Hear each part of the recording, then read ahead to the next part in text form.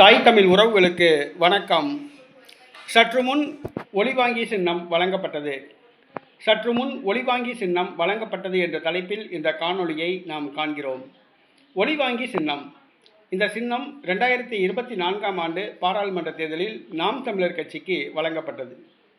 அதற்கு முன்பு பயன்படுத்தி வந்த அந்த கரும்பு விவசாயி சின்னம் பிடுங்கப்பட்டது. அது வேறொரு கட்சிக்கு வழங்கப்பட்டது. மைக் சின்னத்தில் போட்டியிட்டு நாம் தமிழர் கட்சி 8.2% வாக்குகளை பெற்று தேர்தல் ஆணையத்தின் அங்கீகரிக்கப்பட்ட கட்சியாக மாறியது. இதன் காரணமாக தற்பொழுது ஏற்கலப்பையை மேலில் தன் தோள் மேல் சுமந்திருக்கும் விவசாயி சின்னம் வழங்கப்பட்டுள்ளது. அந்த மைக் சின்னம் தேர்தல் ஆணையத்திடம் ஒப்படைக்கப்பட்டது.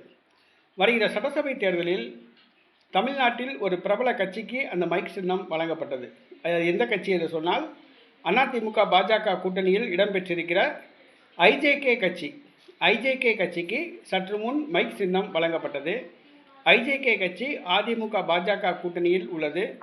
அதிகபட்சம் ஒரு தொகுதி அல்லது 2 தொகுதியில் போட்டியிடலாம் என்று கணிக்கப்படுகிறது.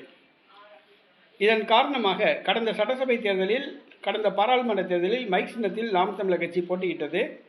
தற்பொழுது விவசாயி சின்னத்தில் போட்டியிடுகிறது. கடந்த தேர்தலில் போட்டியிட்ட மைக் சின்னத்தை ஐஜேகே கட்சி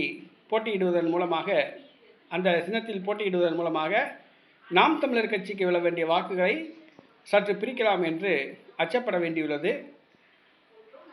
இதனை தடுப்பதற்கு விவசாயி சின்னத்தை முழுமையாக பொதுமக்களிடம் கொண்டு போய் சேர்க்க வேண்டும்.